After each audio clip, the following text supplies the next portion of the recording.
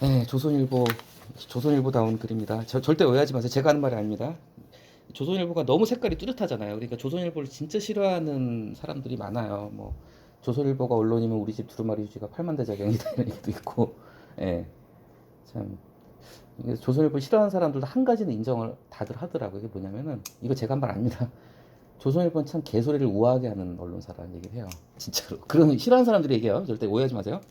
왜냐면은 확실히 보면은 조선일보 기자들이 글 잘 써요, 진짜. 그게 느껴지는 게 조선일보가 언론계 삼성이라고 하거든요. 대우가 엄청나게 좋아요. 복지 혜택도 장난이 아니래요. 후생복지. 그래서 언론고시 준비하는 사람들 중에서 특별히 정치적으로 자기 소신이 절대 나는 뭐 죽었다 깨나도 조선일보는 안 간다가 아니면은 중복 합격하면 다 조선일보로 간다고 하더라고요. 일단 급여 수준부터 해가지고 복지 혜택이 장난이 아니기 때문에 그래서 그런지 솔직히 조선일보 기자들은 제 평가입니다만 감히 제가 평가할 위치는 아니지만 글 잘 써요. 내용은 다 보셨겠지만은 저는 이 글을 왜 선정을 했냐면요.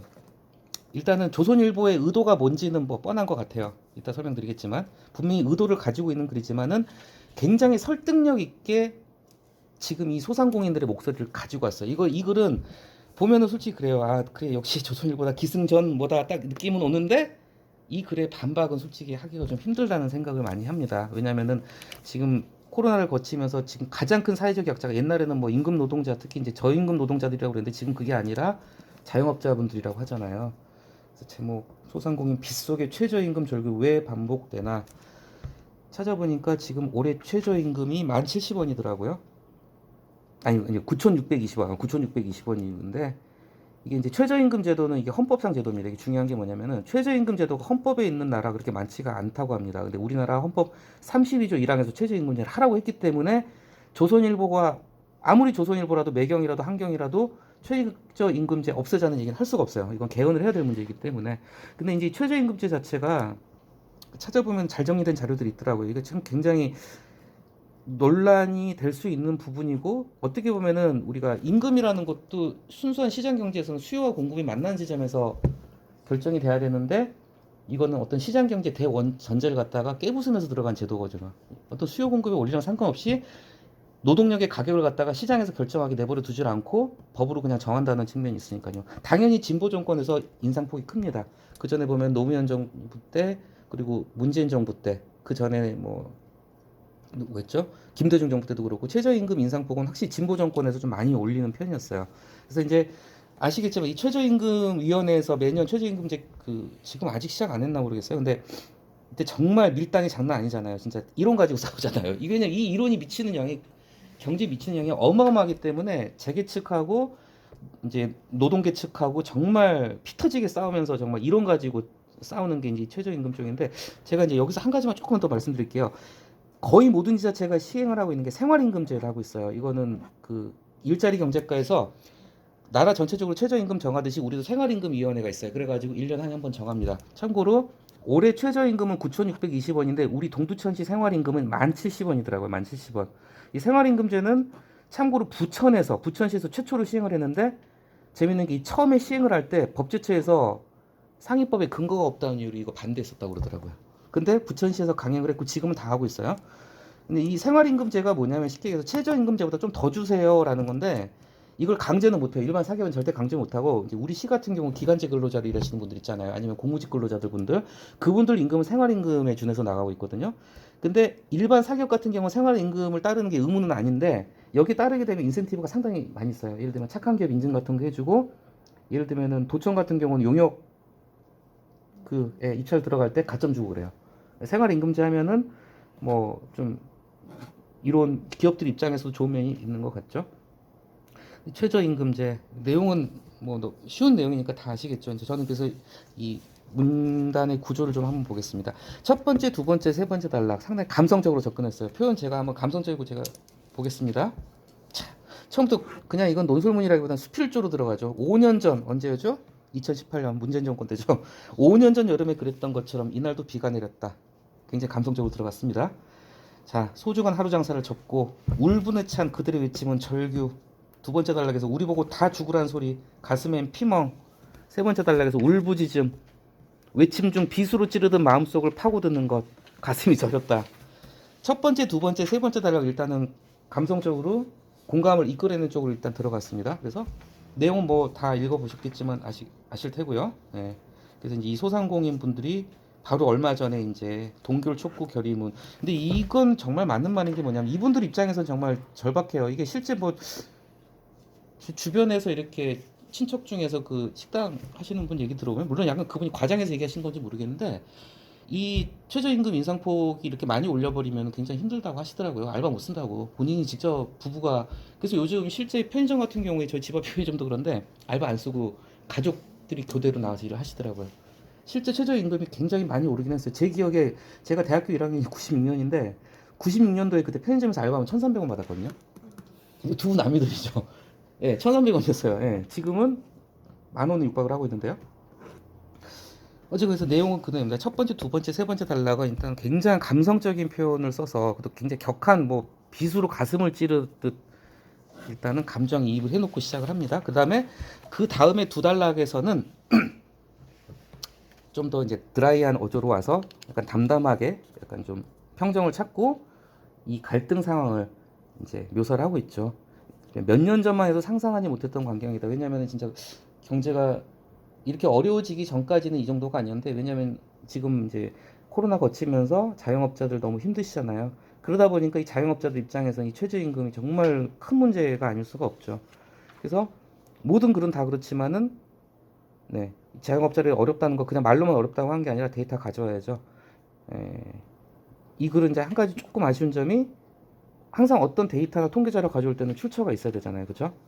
무슨 자료에 따르면 뭐 통계청에 따르면이라고 앞에 들어가면 좋았을 텐데 어쨌건 구체적으로 소득이 2천 이하로 줄어들었다는 거, 그다음에 영세 자업자는 뭐 절반 뭐 반토막 났다 이런 데이터를 가지고 왔죠. 이런 상황을 뻔히 알면서 노동계는 왜 소상공인들을 벼랑 끝으로 몰아붙이는가? 아, 자, 그다음에 이 다음 단락 있죠. 이 다음 단락 굉장히 재밌는 단락입니다. 이런 게 어떻게 보면은 그래서 어떤 뭐랄까 반전 포인트 역할이라고 할까? 어떤 황금벽돌이라는 표현이 있어요. 벽 전체를 황금으로 치장을 못해도 일부라도 황금을 박아놓으면은 벽이 되게 예뻐 보이겠죠? 제가 봤을 때 이 단락은 신의 한 수라고 할까? 아무튼 이 필자의 한 수입니다. 자영업자가 엄청나게 많잖아요. 600만이 넘어요. 그러면은 자 가족이나 친인척, 친구, 지인 중에 최소 한 사람은 장사하는 사람 나옵니다. 누구나 안 나올 수가 없어요. 노조 간부들도 마찬가지예요. 그래서 개인적으로는 옆에 친구가 정말 삼겹살집 하는데 지금 망해가고 있다 그러면 굉장히 짠할 거 아니에요. 노동조합의 고위 간부를 할지라도 심지어는 자 개인적으로는 수용할 수 있다고 생각하는 노동자도 적지 않을 것이다. 하지만 중요하죠. 하지만 계급과 집단으로서의 노동자 플러스인데 결국은 뭘까요? 노조죠, 노조.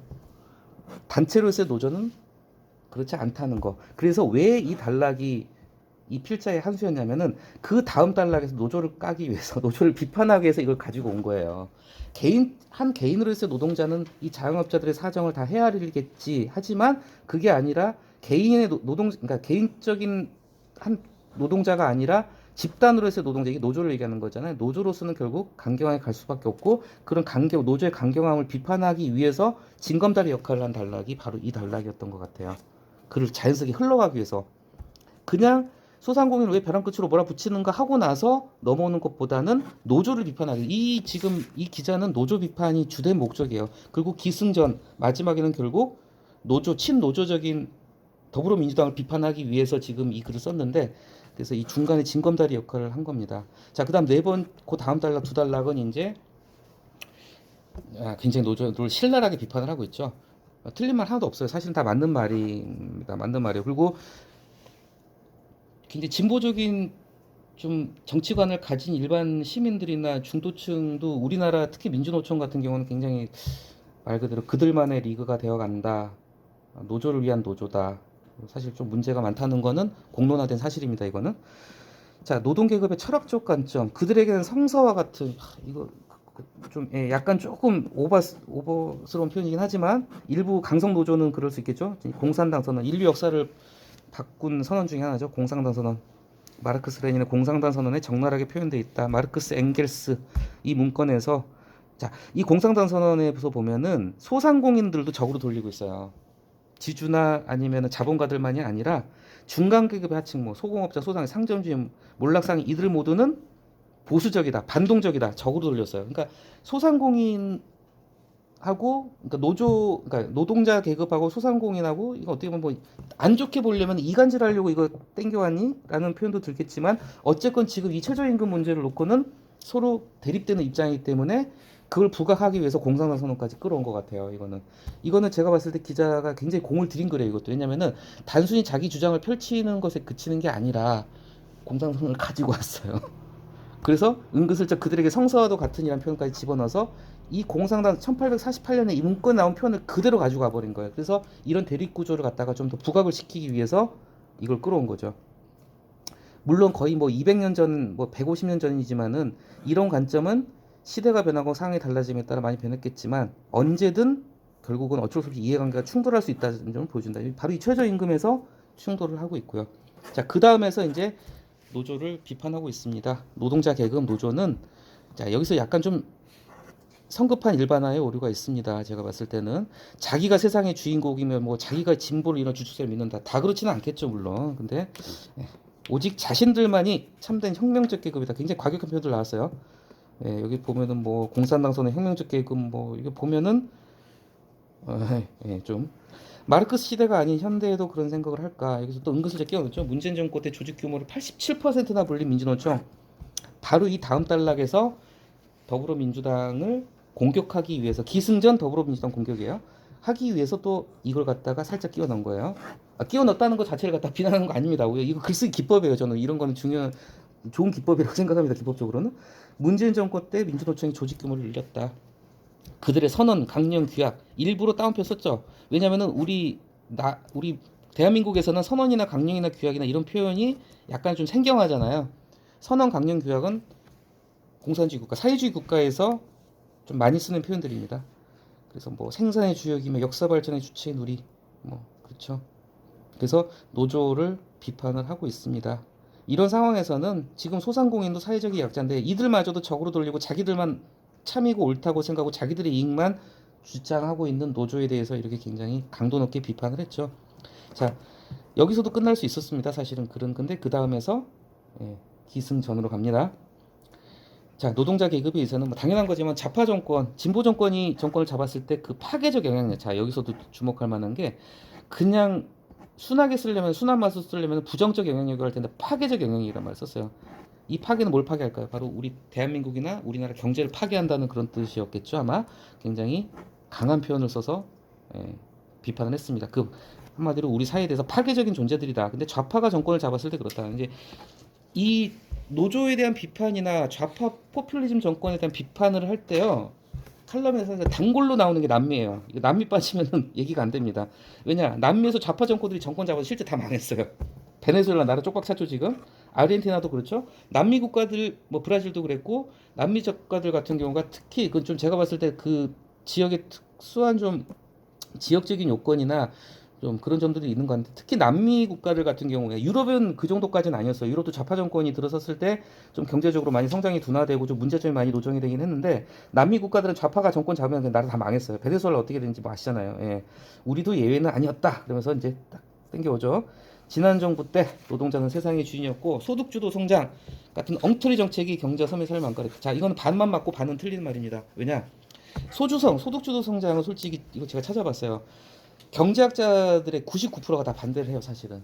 이 소득주도 정책이 뭐냐면 쉽게 얘기해서 이제 일자리를 늘리고 뭐 기본소득을 줘서 그 소득을 통해서 내수를 어차피 수출을 갈수록 어려워지니까 내수 진작을 하자는 측면이 소득주도 성장인데 사실 뭐 엉터리까지는 아니지만 이건 솔직히 실패한 정책이 맞아요. 문재인 대통령 때 소득주도 성장을 추진했는데 물론 이제 코로나가 좀 막아 끼긴 했지만은 결과적으로 소득주도 성장은 실패한 정책이긴 해요. 근데 이걸 많은 사람이 잘 모르는데 이 소득주도 성장은 사실 박근혜 대통령 때 최경환 경제부총리가 처음 시도를 했던 거거든요.